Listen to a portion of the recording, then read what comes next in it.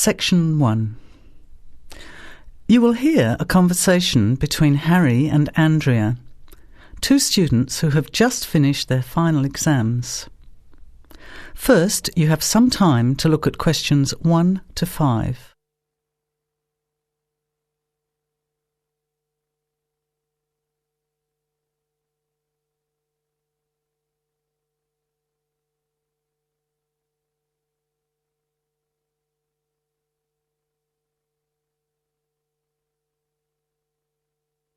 Notice that an example has been done for you. This time only, the conversation relating to the example will be played first. Hi, Andrea. How are you feeling now that exams are over? It's fantastic to have finished, isn't it? And to sleep in every morning. What about you? The student is happy to have finished exams, so you circle B. Now, let's begin. Answer the questions as you listen. You will not hear the recording a second time. Listen carefully to the conversation and answer questions 1 to 5. Hi, Andrea. How are you feeling now that exams are over? It's fantastic to have finished, isn't it? And to sleep in every morning. What about you? Well, I've been catching up on sleep too, but I've got a lot to do before I leave for England. Perhaps you could give me some advice. I've got a lot of things I can't possibly take back with me, but I don't know what to do with them. Well, it depends on what sort of things they are and whether you're thinking of giving them away or selling them. Well, almost everything. Furniture, the fridge and other kitchen stuff that I bought from the previous tenant. But the new people have already got what they need, so they're not interested in buying stuff from me. I can't afford to give it away, but I'm not sure how to sell it all. Oh, and there are some clothes and books as well. Why can't you take them? The books are really heavy. It's so expensive if you exceed the airline baggage allowance. And the clothes just won't all fit in my suitcase. It's amazing how much stuff I've accumulated since I've been here. Anyway, I don't think I'll need as many summer clothes in England as I have here in Australia. I see. Well, there are several alternatives. First of all, you could put up notices around the university about the books. You know, on the notice boards in the Student Union building and in the economics department.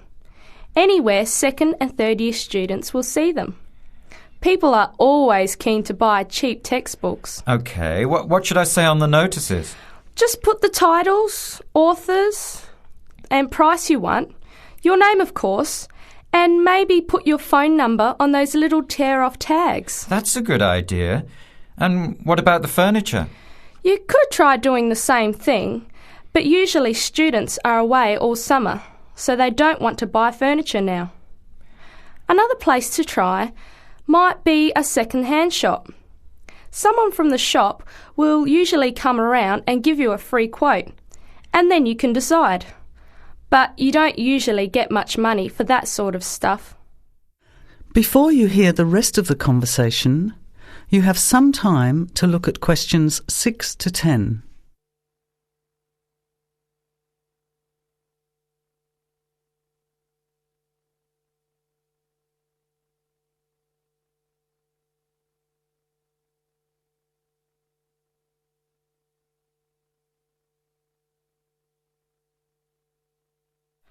Another alternative is to put an advertisement in the Trading Post.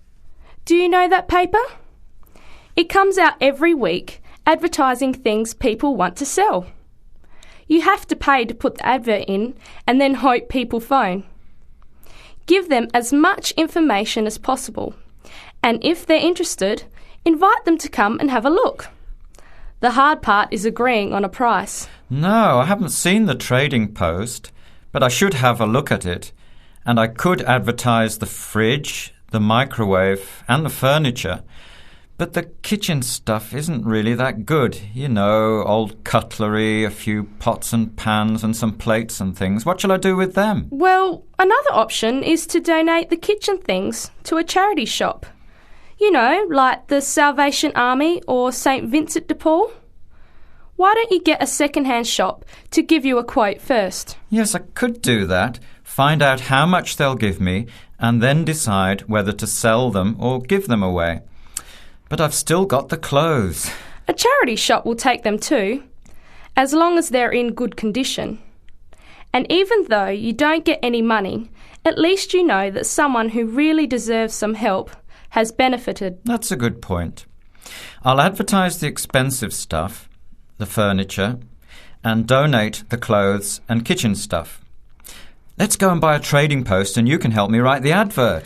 Well, actually, I'm interested in buying the fridge and the microwave, depending on the price, of course. OK, let's see how good you are at bargaining. That is the end of section 1. You have half a minute to check your answers.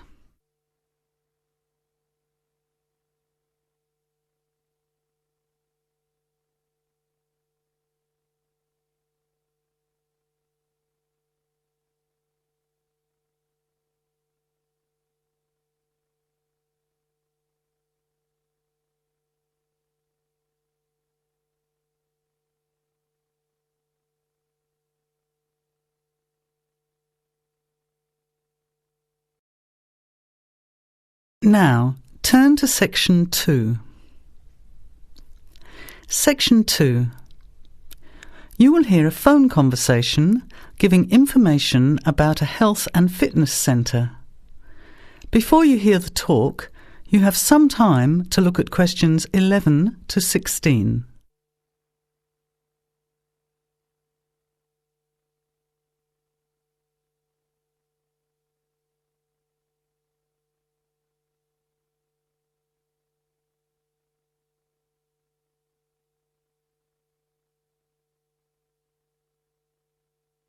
Now, listen carefully to the first part of the talk and answer questions 11 to 16.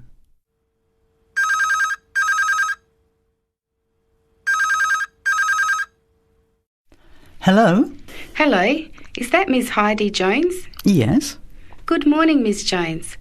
I'd like to take a few minutes of your time to tell you about the Seven Oaks Health and Fitness Centre, which is in your suburb. Would that be convenient? Okay. Well, the centre's not far from you. It's on the corner of Marion Street and Giles Street and has a large car park. It's open every day of the week, opening on weekdays at 6 a.m. and at 9 a.m. at the weekend. It closes at 9:30 p.m. Monday to Friday and on Saturday at 4 p.m. and Sunday at 2 p.m.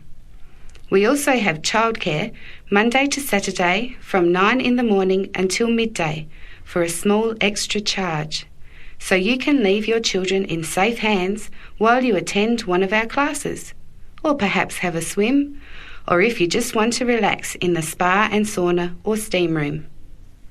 Talking of classes, we have a very wide range which are designed to suit all different levels of fitness and individual needs. I mentioned the pool just now. Well, in addition to swimming laps or just relaxing, we also offer Aqua Aerobic classes, which are 45-minute classes that use the therapeutic effects of water. This provides a very safe and effective exercise and is suitable for all fitness levels, as well as being a lot of fun. Many people who haven't been exercising for a while start in the Aqua classes, as do people who need to take care after hospital surgery, for example. These classes are very popular and are scheduled every weekday, Monday to Friday, and on Saturday afternoon and Sunday morning. Another very popular activity in the pool area is learning to swim, and these swimming classes are held at 4 p.m. every weekday and in the mornings at the weekend. By the way, they're open to both adults and children of any age. Before the talk continues, you have some time to look at questions 17 to 20.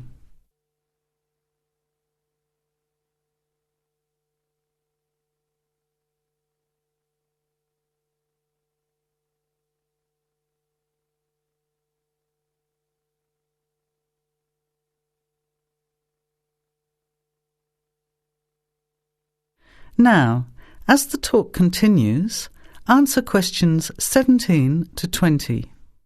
Now, it would take too much of your time to tell you in detail about all our programs, as we have a very wide range of activities at different times.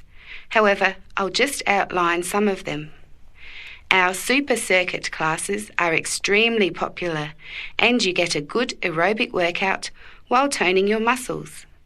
They're easy to learn, as you combine using hydraulic equipment with exercises guaranteed to give you a good cardio workout. The teachers are very good and there's a fun atmosphere. And the classes are very effective in assisting weight loss, relieving stress, lowering blood pressure and generally increasing fitness. Oh, and I haven't mentioned our range of aerobic and step classes of different types which suit all levels. Our specially designed aerobics room holds over 55 people, and our highly qualified and trained staff can advise you as to which class might suit you. We are inviting you to a free 1-week trial period when you can come and try any of the classes or activities before you make the decision to join. By the way, there is also a large and very well-equipped gym, where we offer free fitness assessments and you can have an individual program designed just for you. Also, the cardiovascular room has the latest range of machines which help you burn fat, increase your fitness, or just warm up. They're very popular, as you can forget all about the calorie burning by watching your favourite music videos on TV while you exercise. Right now, we have a very special new member joining fee offer, which allows 2 memberships for the price of 1, a real bargain. So if you can, bring along a friend who'd like to get fit as well in time for summer. Come along and try us out. You can meet the staff. Try out some of the classes for a week, absolutely free. And then, if you like us, sign up for only $110 each for 6 months. Thanks for taking the time to learn about the centre, and I hope we'll see you there soon, Heidi. I'll put one of our brochures in the mail for you right now. Bye for now. That is the end of section 2. You have half a minute to check your answers.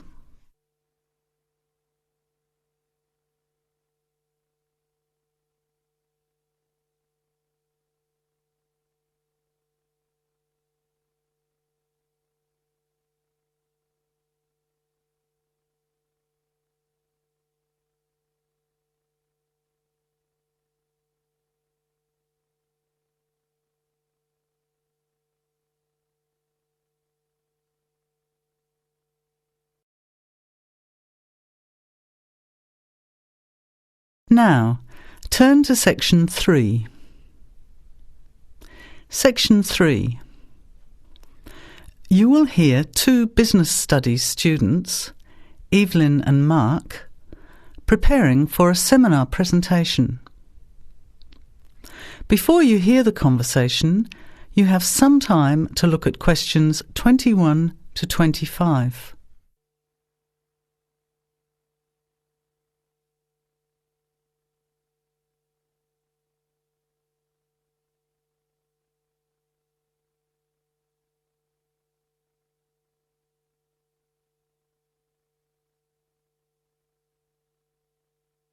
Well, I think the marketing of food would be a good topic.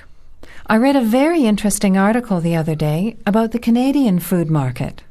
I suppose everybody's interested in food, even if it's trying not to eat. Why Canada? I know that's where you come from, but isn't it just all North America, really? No, that's why I thought this article was interesting. Although lots of U.S. companies are well established in Canada, and vice versa, there are still subtle differences between the 2 markets. It says here, the Canadian market is definitely not a northern clone of the U.S. I like that. And it says that if you understand these differences, it can have a big impact on successful food marketing. So I know that Canada has a big French-speaking population in Quebec. Is this what they're referring to? Not only French and English speakers, there are many different ethnic groups in Canada. It's really quite multicultural. For example, Toronto has large Asian and Italian populations, and Vancouver's got a large Asian population too. And because Canada's population is small, these groups make quite an impact, introducing new styles of cooking. So you can see lots of unfamiliar vegetables and things in the markets, and new restaurants are opening every day. It's great if you love trying out new foods, as many people do. Which kinds of food are becoming popular? Well, some Asian food, I'd say, has been popular for quite a while, like Chinese. But now, Southeast Asian restaurants are becoming very fashionable. Then there's Mediterranean, of course, such as Greek, Italian, and so on. But Caribbean and Mexican food is really taking off among young people these days. So are the supermarkets starting to stock the ingredients that are needed to prepare these foods at home? You know, all those unusual condiments and sauces. Yes, that's right. It's quite interesting going to the supermarket, isn't it?